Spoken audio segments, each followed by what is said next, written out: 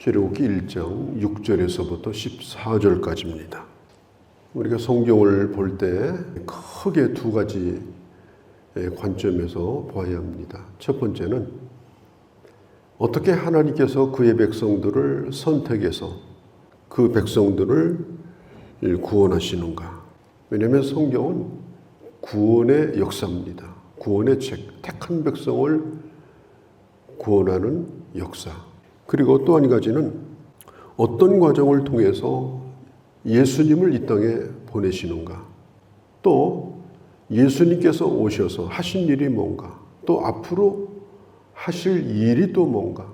이것을 면밀하게 살피면서 성경을 보아야 됩니다.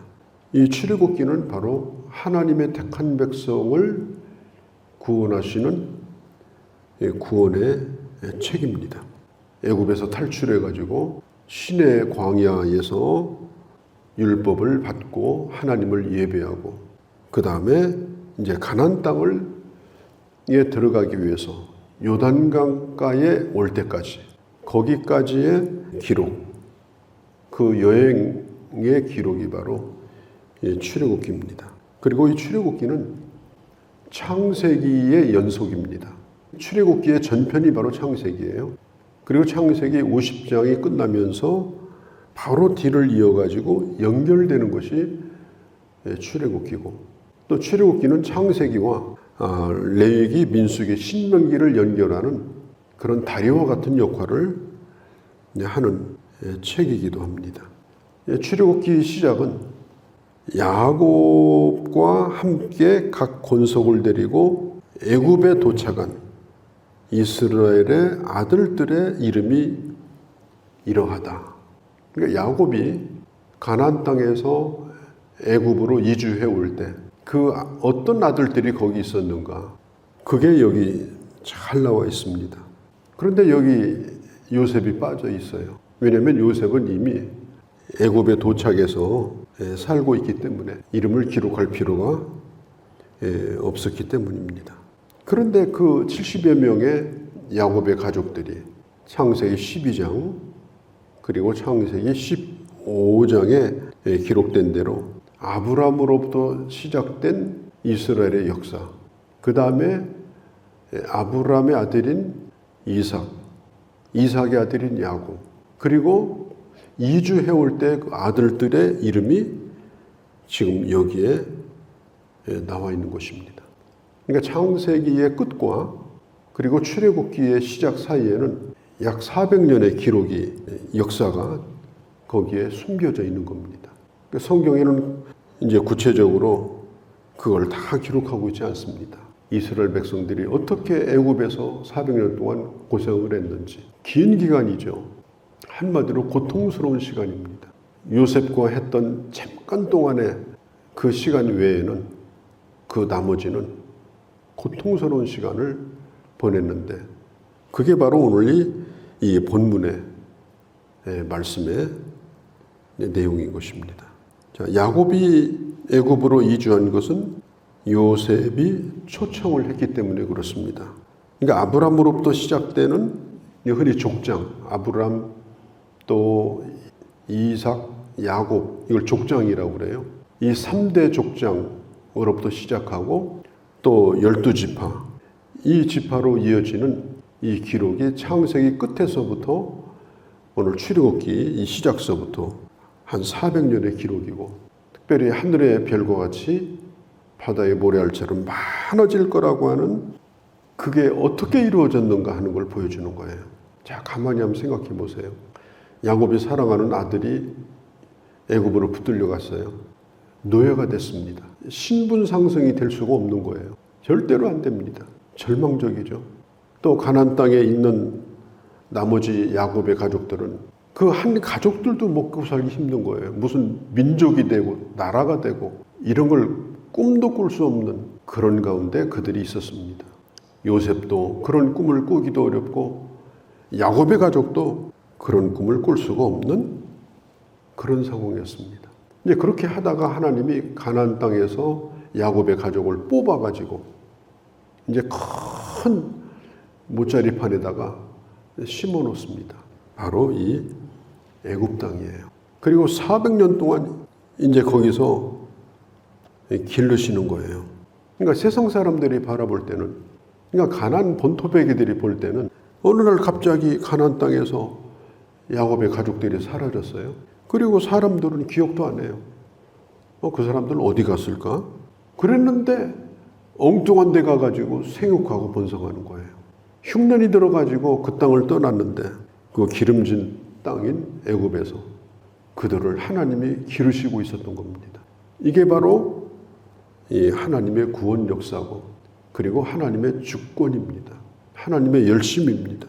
그러니까 야곱이 이주할 때 야곱이 자기 아들 요셉이 총리니까 참 대접도 잘 받고 그 아들들도 그리고 그 손자들까지 참 대접을 잘 받았는데 6절 후반에 그 시대에 사람들이 다 죽었다. 5절에 보면 요셉은 애굽에 있었더라. 요셉이 살아있으니까 요셉을 아끼는 이 바로 왕이 이 야곱의 가족들을 정말 아끼고 사랑하고, 그렇게 하다가 그 시대 사람들이 다 죽었고 요셉도 죽고 바로 왕도 죽고 야곱도 죽고 야곱의 12아들도 죽고 다 사라졌어요. 그리고 그 후손들, 야곱의 12아들의 후손들이 이제 어마어마한 그런 고통을 받는 시기가 300년 가까이 이제 지속이 되는 겁니다. 자, 이 사람은 잠깐 동안 이 세상에 살다가 떠나가는 겁니다. 그러니까 사무엘 하서 14장에 보면은 14절에 필경 우리는 죽으니, 누구나 다 죽습니다. 필경 우리는 죽으니. 그게 우리 인생의 답이에요. 또 욥기서 30장 23절에 보면 내가 아나이다. 뭘 알아요? 우리가 이 세상에 영원히 살지 못한다는 거. 나를 죽게 하사 정한 곳으로 보내시리이다. 또 전도서 8장에 보면 죽는 날을 주장할 자가 없고. 그러니까 사람이 이 한 세상 태어나가지고 오늘 성경에 있는 대로 그들이 다 사라지고 또 다른 사람이 이 땅에 살고, 한 시대는 가고 한 시대는 오고. 자, 그러면 우리는 뭐냐? 우리는 잠깐 동안 사는 게 이게 뭐냐 하는 겁니다. 요셉이 총리가 된 것도, 야곱이 그렇게 애굽으로 온 것도, 그들이 살다가 거기서 죽은 것도 성경은 한마디로 얘기해요. 그들이 다 없어졌다. 그런데 중요한 것은 뭐냐? 하나님께서 이스라엘 백성들을 구원하시는 역사는 끊어지지 않더라 하는 겁니다. 하나님의 큰 구원의 역사 속에 그 연출자가 누구냐면 하나님이세요. 그리고 하나님께서 이제 때마다 필요한 사람을 불러다가 그 역할을 하게 하시는 거예요. 그러니까 영화도 그렇지 않습니까? 어떤 사람이 열심히 역할을 하다가 그 사람이 죽으면 뭐 부활시켜가지고 역할 안 하죠. 또 다른 이제 장면이 또 나옵니다. 그러면 다른 사람들이 또 그 장면을 이끌어가요. 그렇게 하다가 나중에 이제 클라이막스에 이르게 되는 거죠. 우리 인생도 마찬가지입니다. 어쩌면 우리는 하나님의 큰 역사의 한 장면을 찍고 가는 사람들이라 이렇게 볼 수가 있습니다. 딱 한 장면. 그러나 중요한 것은 뭐냐? 하나님께서 이루시는 구원의 역사에 내가 꼭 거기 있어야 된다. 내가 나의 역할을 해야 된다. 그리고 나를 다음 세대가 기억해 주지 않아도 나는 내 역할을 잘 하고 가면 된다. 400년이라는 큰 기록 속에 요셉도 잊혀지고 야곱도 잊혀지고 12아들도 다 잊혀지지만은 결국은 하나님은 70명을 200만에 이르는 민족을 이루게 하십니다. 바로 그 역사 속에 우리가 살고 있는 거예요. 요한계시록에 보면은 수를 헤아릴 수 없는 어마어마한 구원받은 하나님의 백성들이 천군과 천사와 함께 하나님을 찬송하는 그런 모습을 우리가 성경에서 보게 됩니다. 구원받은 자들이 다 모이는 날이 오게 되죠. 그 날이 되기까지는 누가 누군지도 모르고 우리가 잠깐 사는 거예요. 그 놀라운 하나님의 나라를 이루는 그 역사 속에 오늘 내가 잠깐 사는 겁니다. 그렇다고 해서 나는 아무것도 아니다. 이러면 안 돼요. 우리는 매우 중요한 역할을 하고 그리고 이 세상을 떠나가는 겁니다. 나를 통해 하나님은 하나님의 구원 역사를 이루신다.